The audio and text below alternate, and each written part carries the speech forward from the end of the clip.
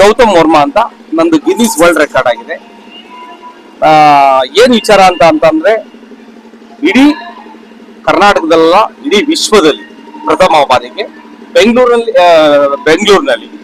Gate number 8 palace ground ನಲ್ಲಿ ಏನು golden Ambedkar foundation Karnataka ರಾಜ್ಯ ಸಂವಿಧಾನ ಬಳಗದ ವತಿಯಿಂದ ಇವತ್ತು ಒಂದು ದೊಡ್ಡ ಮಟ್ಟದ ಕಾರ್ಯಕ್ರಮ, ದೊಡ್ಡ ಮಟ್ಟದ ಅಂತಾರಾಷ್ಟ್ರೀಯ ಮಟ್ಟದ ಕಾರ್ಯಕ್ರಮ.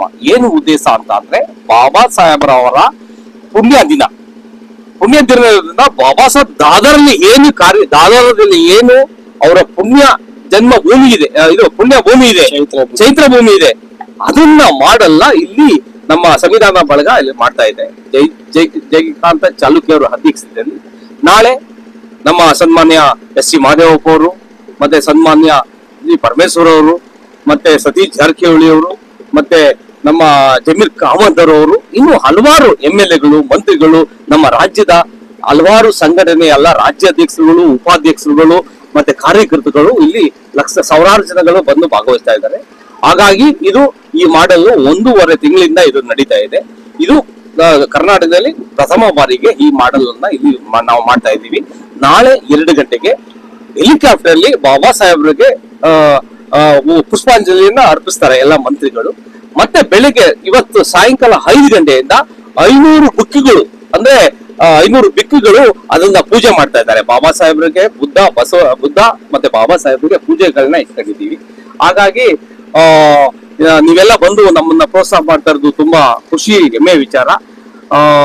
ಈ ರಾಜ್ಯದ ಎಲ್ಲ ಜನತೆಗೆ ನಿಮ್ ಕೈ ಮುಗಿದು ಕೇಳ್ಕೊಂತೀನಿ. ಯಾಕೆಂತಂದ್ರೆ ಇದು ಬಾಬಾ ಸಾಹೇಬ್ ಅಂಬೇಡ್ಕರ್ ಅವರ ಮುಂದಿನ ಪೀಳಿಗೆಗೆ, ಎಲ್ಲ ಜನಾಂಗದ ಪೀಳಿಗೆಗೆ ಇದೊಂದು ಮಾರ್ಗದರ್ಶನ ಆಗ್ಬೇಕು ಅಂತ ಅನ್ಬಿಟ್ಟು ನಾವು ಈ ಕಾರ್ಯಕ್ರಮವನ್ನು ಅನ್ಕೊಂಡಿದ್ದೀವಿ. ಇದಕ್ಕೆ ವೆಹಿಕಲ್ ಮಾಡ್ಕೊಡ್ತಾ ಇದ್ದೀವಿ. ಮತ್ತೆ ಇಲ್ಲಿ ಊಟದ ವ್ಯವಸ್ಥೆ ಬೆಳಿಗ್ಗೆಯಿಂದಾನೆ, ಇವತ್ತು ಸಾಯಂಕಾಲದಿಂದ ಊಟದ ವ್ಯವಸ್ಥೆ ಇದೆ ಸರ್. ನಾಳೆ ಬೆಳಿಗ್ಗೆನೂ ಊಟದ ನಾಷ್ಟ ಇರುತ್ತೆ, ನಾಳೆ ಮಧ್ಯಾಹ್ನ, ರಾತ್ರಿ 10 ಗಂಟೆ ತನಕ ಇದು ನೋಡ್ಕೊಂಡು ಮತ್ತೆ ಅಲ್ಲಿ ಊಟದ ವ್ಯವಸ್ಥೆ, ಅದೇ ಹಾಲಲ್ಲಿ ಊಟದ ವ್ಯವಸ್ಥೆ ಮಾಡಿದೀವಿ.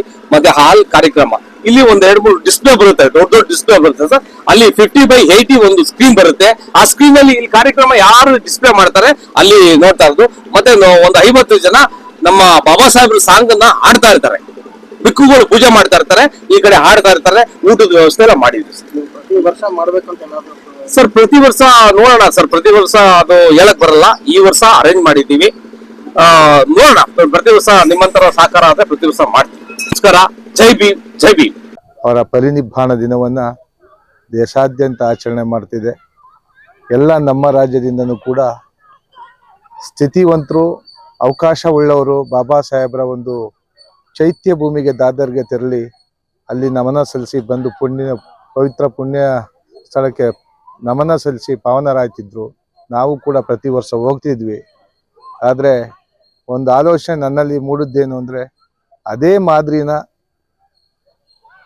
ದಾದರ್ನಲ್ಲಿರ್ತಕ್ಕಂಥ ಚೈತ್ಯ ಭೂಮಿ ಮಾದರಿಯ ಸ್ಮಾರಕವನ್ನು ನಾವು ಬೆಂಗಳೂರಿನ ಅರಮನೆ ಮೈದಾನ ಗೇಟ್ ನಂಬರ್ 8ರಲ್ಲಿ ನಿರ್ಮಿಸಿದ್ದೀವಿ. ಇದಕ್ಕೆ 1.5 ತಿಂಗಳಿಂದ ಶ್ರಮ ಹಾಕಿದ್ದಾರೆ ನಮ್ಮ ಲಕ್ಷ್ಮಣ್ ಮತ್ತು ಎಲ್ಲ ತಂಡದವರು, ನಮ್ಮ ಸ್ನೇಹಿತರು ಗೌತಮ್ ಎಲ್ಲರೂ ಹೋಗಿ ನೋಡಿ ಬಂದು ಎಲ್ಲ ಭಾಳ ವಿಶೇಷವಾಗಿ ಅಲ್ಲಿ ಹೇಗಿದೆ ತದ್ರೂಪ್ ಇಲ್ಲೇ ಮಾಡಿದ್ದಾರೆ. ಬಾಬಾ ಸಾಹೇಬರು ಮತ್ತು ಭಗವಾನ್ ಬುದ್ಧ ಅಸ್ಥಿ ತರಿಸ್ತಾ ಇದ್ದೀವಿ ಇಲ್ಲಿ.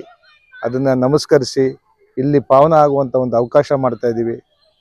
ನಾವು ರಾಜ್ಯದ ಎಲ್ಲ ದಲಿತ ಪರ ಸಂಘಟನೆಗಳು, ಸಮಾಜಮುಖಿ ಕಾಳಜಿ ಉಳ್ಳಂಥ ಎಲ್ಲರ ಸಹಕಾರದೊಂದಿಗೆ ಇವತ್ತು ನಾಳೆ ಈ ಕಾರ್ಯಕ್ರಮ ಜರುಗ್ತಾ ಇದೆ.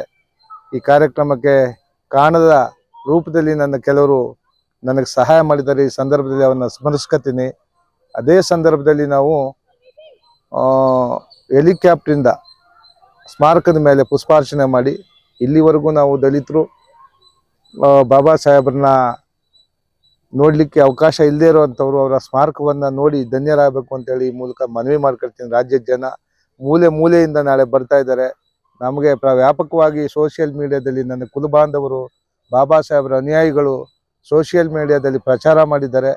ಬಹುಶಃ ನನ್ನ ಅನಿಸಿಕೆ ಪ್ರಕಾರ ಒಂದು 10,000 ಮೇಲೆ ಜನಸಂಖ್ಯೆ ಸೇರುವಂಥ ಎಲ್ಲ ಸಾಧ್ಯತೆಗಳು ಇದ್ದಾವೆ. ಎಲ್ಲ ಚಾಮರಾಜನಗರ, ಮಂಡ್ಯ, ಮೈಸೂರು, ಹಾಸನ, ಚಿತ್ರದುರ್ಗ, ರಾಮನಗರ, ಬೆಂಗಳೂರು ಸಿಟಿ, ಕೋಲಾರ, ಎಲ್ಲ ಉತ್ತರ ಕರ್ನಾಟಕದ ಕಡೆಯಿಂದ ಪ್ರತಿಯೊಬ್ಬರು ಕರೆ ಮಾಡಿ ಇವತ್ತು ಬೆಳಿಗ್ಗೆ ವಿಜಯ ಕರ್ನಾಟಕದಲ್ಲಿ ಹ್ಯಾಡ್ ನೋಡಿ ಎಲ್ಲ ನಾವು ವಾಲಂಟಿಯರ್ಗೆ ಬರ್ತಾ ಇದ್ದೀವಿ ಅಂತ ಹೇಳಿದ್ದಾರೆ.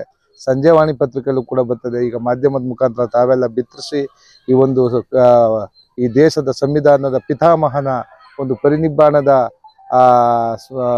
ದಿನವಾದ ನಾಳೆ ಆ ಸ್ಮಾರಕವನ್ನ ದರ್ಶನ ಮಾಡಲಿಕ್ಕೆ ಪಾವನ ಆಗುವಂತ ಅವಕಾಶನ ತಾವುಗಳು ಮಾಧ್ಯಮದ ಮುಖಾಂತರ ಮಾಡಿ ಅಂತ ಈ ಸಂದರ್ಭದಲ್ಲಿ ನಿಮಗೆ ವಿನಂತಿ ಮಾಡಿಕೊಳ್ತೇನೆ.